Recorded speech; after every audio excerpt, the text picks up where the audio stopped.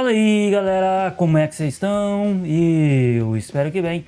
Matheus aqui com mais um vídeo de Dandadan pra vocês. Hoje review do capítulo porradeiro 208. Vamos decidir quem é o verdadeiro ninja. O capítulo começa exatamente de onde paramos 2 semanas atrás, com o Gigi em direção ao hospital e a Momo se juntando a Vamola para lutar contra o camaleão Kaiju. A Momo vai para dentro do traje da Vamola e pergunta se ela tá conseguindo a reconhecer. A Vamola diz que sim, pois o traje consegue fazer a leitura da Momo, possibilitando seu reconhecimento. Então a Vamola sabe que a Momo tá ali, porém ela não sabe quem de fato é a Momo. Essa parte ela já completamente esqueceu. Mas o traje ele faz o reconhecimento, mostrando para ela que existe alguém junto com ela, porém ela não sabe mais que é a Momo. Então a Momo, assumindo a posição em que ela mais brilha em combate, que é a de estrategista, e para mim é um dos pontos mais fortes e geniais do personagem. Inclusive eu abordo mais nesse vídeo daqui, onde eu conto todas as informações extras reveladas sobre ela no fanbook oficial de Dandadan. E olha galera, eu falo para vocês, o vídeo tá bem legal, recomendo muito que vocês assistam depois da review. Vou deixar o link aqui no card, dá uma conferidinha lá que eu garanto que vocês não vão se arrepender. A Momo pede então para a Vamola ativar o espaço vazio, que a gente descobriu lá no capítulo 193, durante o arco do tufão humano. E ao ativar o modo esconder batimentos do traje, a Vamola consegue também ativar o espaço vazio. Funcionalidade essa que, na minha opinião, é muito útil, tá? Então vemos que ao mesmo tempo que a Vamola tá liberando o espaço vazio, ela também ativa o seu modo Kaiju e fica gigante. E galera, aconteceu como eu tinha previsto mesmo no review passado. Para quem não se lembra ou quem não viu o review, eu disse que haveria a possibilidade da Vamola utilizar o seu modo Kaiju para enfrentar o camaleão, e foi realmente isso que aconteceu. Embora também,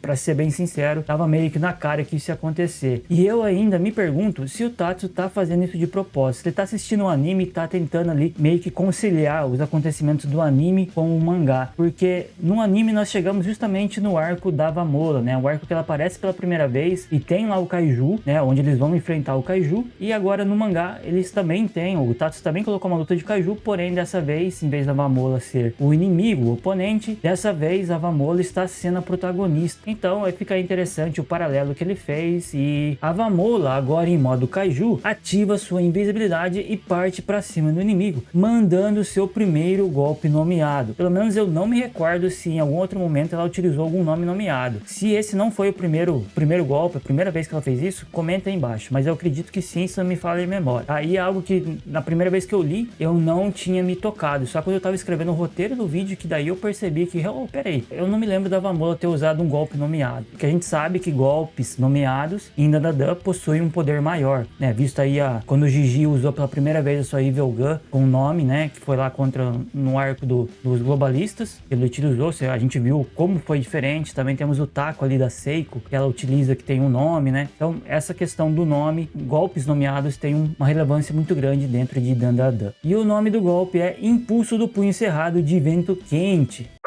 Não podia ter escolhido um nome menor, não? Ou nomezinho grande? Mas é claro que não ia ser tão fácil assim, e o camaleão Kaiju consegue desviar sem dificuldades e diz que ele não vai cair no mesmo truque 2 vezes. Agora ele aprendeu, né? Agora é fácil falar isso depois de ter levado um socão no meio da cara no capítulo passado e ficar reclamando que não conseguia descobrir onde o inimigo tava. E galera, uma pausa rapidinho só para contemplar aqui essa arte do Tatsu. Que painel, hein? Eu não consigo nem pensar no nível de complexidade que deve ter sido para fazer esse painel, esse efeito aqui da Vamola Kaiju, toda transparente e as casas aparecendo através dela. A gente consegue ver toda a cidade, todo o ambiente em volta deles através da transparência, né, do efeito de transparência da Vamola. Muito boa essa arte. No geral, as artes de Dandadan são muito bem feitas, mas essa aí realmente me impressionou. E o camaleão Kaiju conseguiu desviar dos golpes, porque acontece que os ninja pipa que ele lançou no ar estão revelando a localização delas, já que a invisibilidade do traje da Vamola funciona naquele esquema de projeção retroreflexiva, onde para burlar isso, basta você olhar para o objeto invisível por diferentes diferentes ângulos e você vai conseguir ver através da ilusão. Então o Camaleão Kaiju contra-ataca com a técnica ninja Sakura Caótica, que nada mais é do que os ninjas jogando na Avamola e Momo aquelas coisas que eles estavam carregando, que parecem fogos de artifícios, mas que na verdade são bombas. A Avamola explica então que o traje de Kaiju possui uma barra de vida e que quando essa barra zera, o traje fica todo molengão e ela tem que esperar um dia inteiro para o traje se recuperar e ela poder usá-lo de novo. Isso aí é uma informação interessante, tá? Assim como o nome golpeado da Avamola, eu não me lembro de ter visto isso daí antes. Isso daí é informação nova sobre o traje da Avamola. O fato é que elas precisam fazer alguma coisa, porque senão vai dar ruim. Elas já estão correndo contra o tempo para derrotar o camaleão e ainda o traje vai acabar ficando sem vida se elas não fizerem nada. Então a Momo sugere para elas encurtarem a distância e partirem para um combate corpo a corpo. Porém, o Camaleão Kaiju tá ligeiro e conseguiu desviar novamente de todos os golpes. E ainda por cima, contra-atacou com mais bombas. Isso faz com que a barra de vida do traje da Avamola chegue ao fim e consequentemente encolha de tamanho. O camaleão começa então a pisotear elas até que ele se dá conta e precisa roubar os poderes da Momo antes que ela morra. Ou talvez somente o seu corpo seria suficiente para os serpos dissecarem e estudarem. E sim, aqui temos a confirmação de que ele realmente de fato está trabalhando para os serpos, assim como o Enerra, né, o Barão Vermelho também estava. Porém, eu fiquei me perguntando como é que eles planejam roubar os poderes da Momo. Será que os serpos também estão utilizando aquelas facas Kozuka? Ou será que eles têm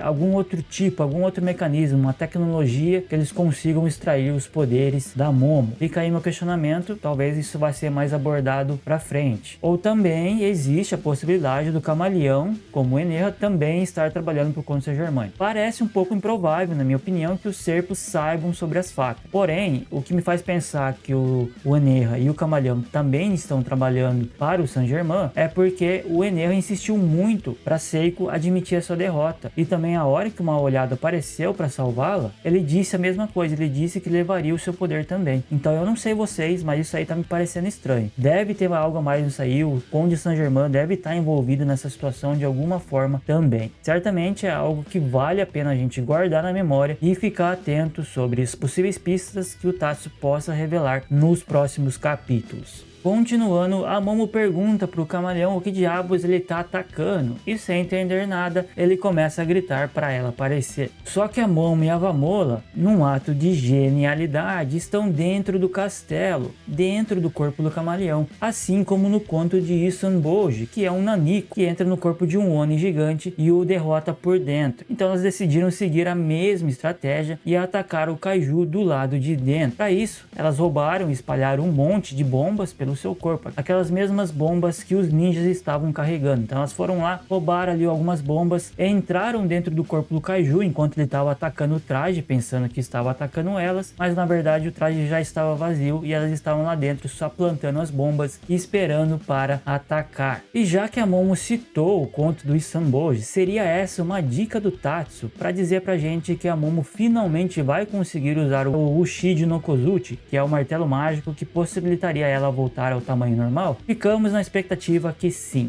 O camaleão desesperado começa a se sacudir para fazer elas saírem de dentro dele. Não ficou muito claro para mim se ele conseguiu ou não. O fato é que elas já tinham plantado várias bombas. E então a Momo dispara o seu Moi Moi Tribin para garantir que elas explodam. E na página final podemos ver o estrago que elas conseguiram causar no camaleão Kaiju, com várias partes dele explodindo. Agora, em relação a Momo e a Avamola terem ficado dentro ou não, é das duas uma. Ou a Momo explodiu tudo enquanto elas ainda estavam lá dentro e daí utilizou o seu poder para se protegerem da explosão, ou a outra opção seria que de fato o camaleão conseguiu jogar elas para fora. Agora eu fico na expectativa, será que esse ataque foi o suficiente para mandar o camaleão jogar no Vasco? Eu espero que sim, e que o Tatsu não me invente uma terceira fase barra transformação para esse bicho, porque elas já estão correndo contra o tempo. Se de fato ele foi derrotado nesse capítulo, então ainda há esperança, ainda temos esperança de que a Momo consiga voltar ao tamanho normal já nos próximos capítulos, já que a esperança é o último que morre, né galera? Então fica aí, vamos ficar na expectativa, aguardando o próximo capítulo para vermos o que vai acontecer. Porém, a boa notícia é que felizmente dessa vez não teremos hiato, pelo menos até o momento, então não vamos precisar ter que esperar muito para descobrir se a Momo vai conseguir voltar ao tamanho normal ou não já no próximo capítulo, ou se o Tatsu vai ficar ali cozinhando um pouquinho mais.